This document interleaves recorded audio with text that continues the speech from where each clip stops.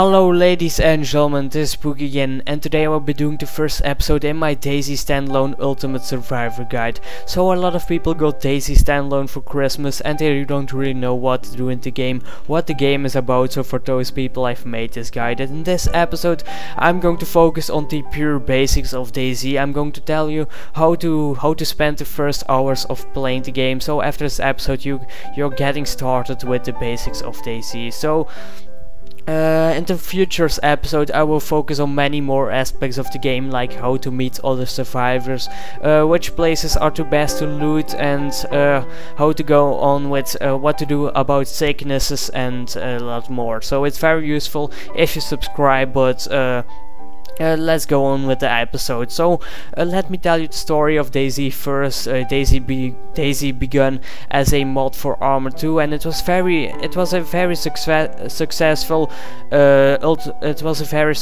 mod, and it's so successful that they even made a standalone. But Dayz is basically a very realistic zombie survival game which takes place in Chernarus, a Soviet state, and you're one of the only survivors left, so it's up to you to survive, and it's survival of the fittest, so don't trust anyone. But let's go started. The first thing you're probably going to do is go to the character menu, and this all for personal preference, so choose the things you want to choose, and after you've done that, go to configure and change some settings, because some settings will make the game lag and you don't want that to happen. So let's go to the rendering. You should disable alpha to coverage, edge smoothing, ambient occlusion, post-process quality, because those will make the game lag. You can enable anti-aliasing and HDR quality, but my PC isn't good enough to turn it on, so I'm going to turn it off. For textures, you should set a video memory to auto, because otherwise it won't take all the memory, so it's very useful to set it to auto. And the other settings just for personal preference. If you have a good PC, turn them on, and if you haven't, just turn them off. Also disable clouds and shadows. You don't need to disable it, but clouds you should disable it, because especially in the cities your frame rate will drop to unplayable. So this is it for the settings. So now let's finally find a game. Okay, go to change server. If it's the first time you're going to play Dayz, you should always pick a server with not many people, because the more people, the less loot for you. So choose a server with not many people. So okay, let's for example also pick a server with a low ping, because otherwise you won't have a good connection. Because but let's choose something like like this server, 19 ping, 7 players. It's okay. So let's start it. So I've just spawned, and the first thing you always want to do is press enter to go into third person mode. In third person mode it's way easier to spot enemies, to look around if there are any zombies, so I always go in third person mode. So one of the first things I always do is attach the battery to the flashlight. And to use the flashlight or any weapon, you should always you can't just hit someone, you can't just punch someone with just clicking the left mouse button. You always have to push the space bar, and then you can hit someone. Like with the flashlight you will have to push the space bar, but you will also have to push the F button twice. So but in daylight you can't see the flashlight, so it's pretty useless, so let's put it away.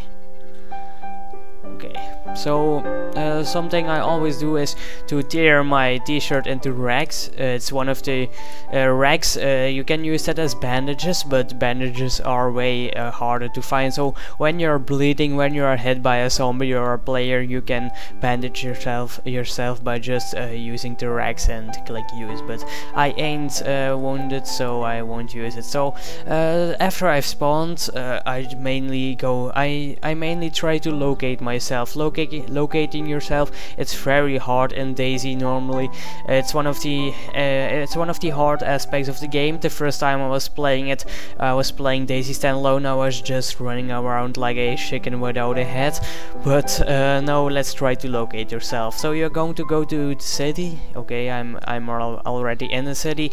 So if you're not in the city, if you're spawned like near the coast, you should always try to run to a city and look out for signposts. So let's try to find a signpost. Okay. Okay.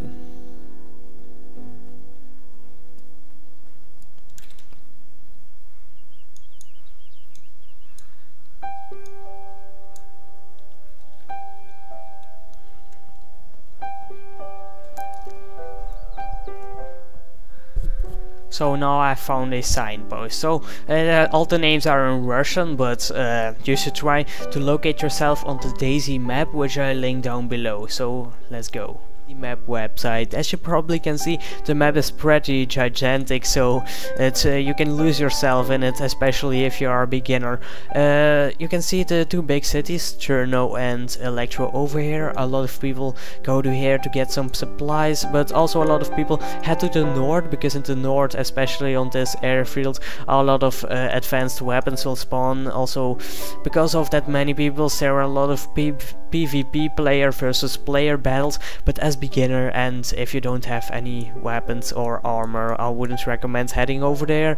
So now let's try to locate myself. Normally you will spawn near the coast, but I haven't spawned near the coast, but I know where I am because I've played the game a bit. But you can read on the signpost the name. Yeah, I'm going to pronounce it, and this name.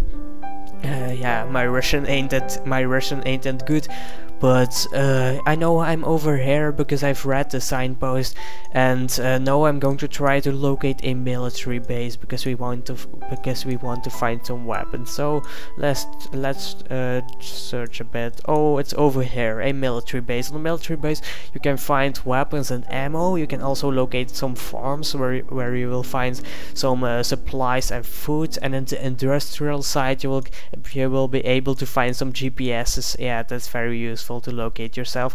But we have this map, so yeah, let's go to the military base. We simply have to follow this route.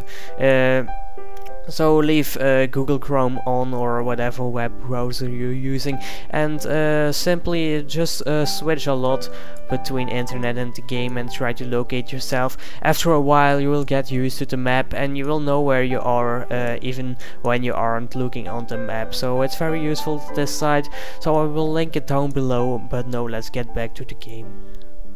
So now we have located yourself, but it isn't very smart to go right away to the two big cities or to north, because we don't have any weapons, we don't have anything to protect ourselves against the zombies and other players. So let's try to loot something in the city. Looting, basically just scavenging some weapons. If I would describe Daisy in 3 words, it would be killing, walking and looting. So oh, I found my first weapon, a crowbar, I think. So if you want to equip something, you just I always press tab, so it opens the inventory. You can see what's lying on the ground. So it's a crowbar, and you just move it over here and you're equipped with it. So now I just have to press 1 and I can hit some zombies. So it's very useful, a crowbar, my first weapon. And now I'm going to loot a bit more, because oh, I see my chapter is a bit thirsty, so I've got to find some water. Oh, so look at this, a water pond. That's very useful for drinking water. You can drink as much as you want, and you got to take care, but because you can get sick of this, but yeah, better than nothing. So now you're looting a bit, and that's what you're going to do in the first few hours of Daisy. Try to loot a bit, make your way to a military base, get some weapons, and so I hope you now have some idea what to do in Daisy, and I hope I see you again in the future episodes. That was spooky. Bye.